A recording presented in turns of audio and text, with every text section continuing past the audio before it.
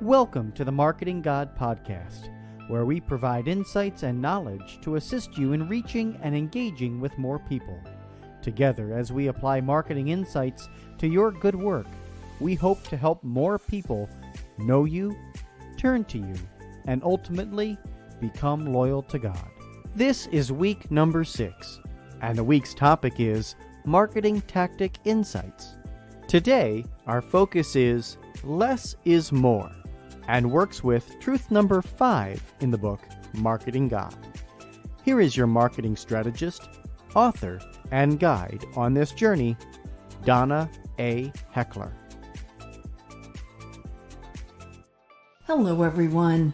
The topic for today is Less is More, and this comes from truth number 5 in the book, Marketing God, and the title of that truth is To Communicate Well, Less is More. You know, we are in a society that seems to celebrate more, doesn't it? So in that context, sometimes it feels like we need to communicate more and more as well, because why not? Everyone else is. But I would offer that to communicate well, less is very much more. And I will explain. But first, let's start with the Bible verse. The verse that we used in the book is Psalm 37:16, and it reads like this: Better is a little that the righteous has than the abundance of many wicked. As I reflect on the psalm, what comes to mind for me is that it is better to do a few things really well than many things poorly. And that is so very true in marketing. Wait a second, Donna, you might be saying. Your last podcast, you just said that moments matter. Yes, moments do matter, but I did not encourage you to participate in every moment. The key to effective marketing is to be really clear, really focused, and to do that often, you actually need to do less. You don't need to do more. You don't have to do every moment. You have to do what is really clear and true for your brand.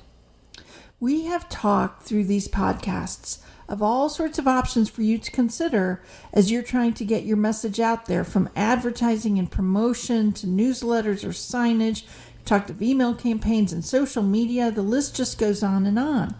But that does not mean that you should do all of them. It does mean that you need to consider a few basic things. Who are you trying to reach? Recall that we spent a whole week talking about target audience. Who is that audience? Who are you trying to reach? What is the most effective way of reaching them? That's the second piece you have to really, truly consider. And thirdly, what is your brand promise? What is the message that you need to share?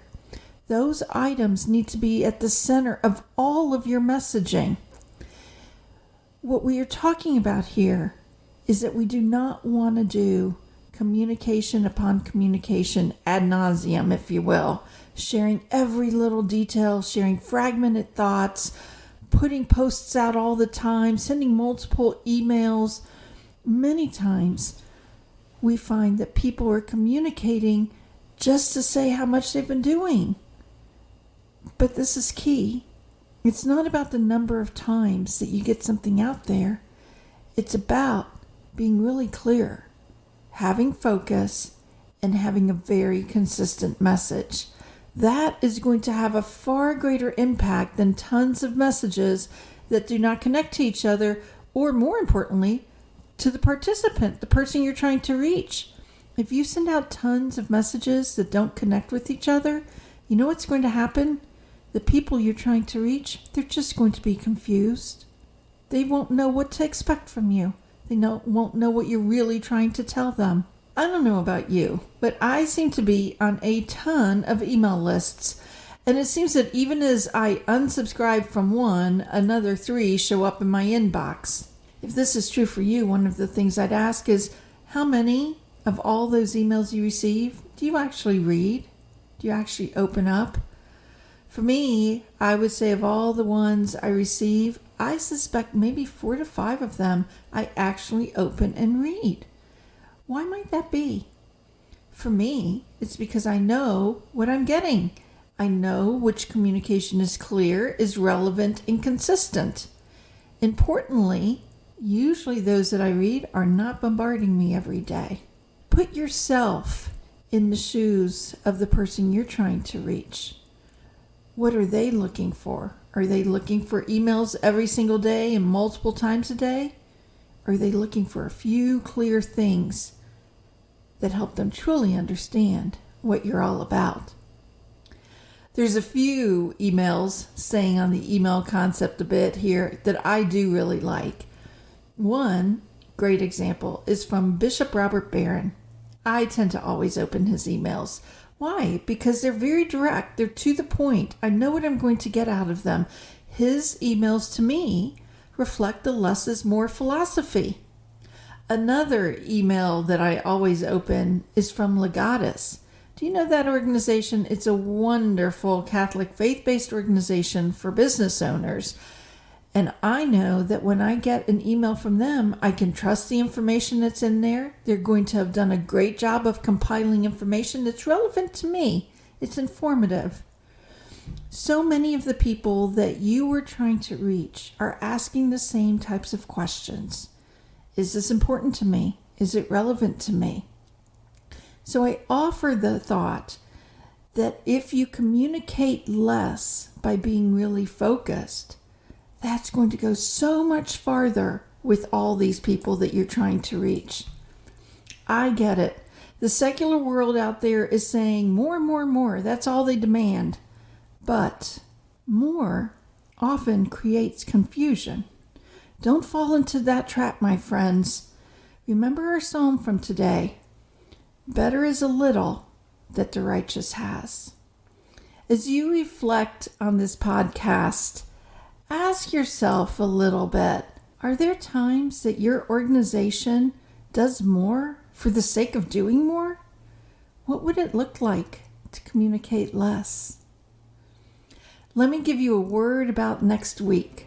Next week, we are going to delve into the topic of marketing and teamwork.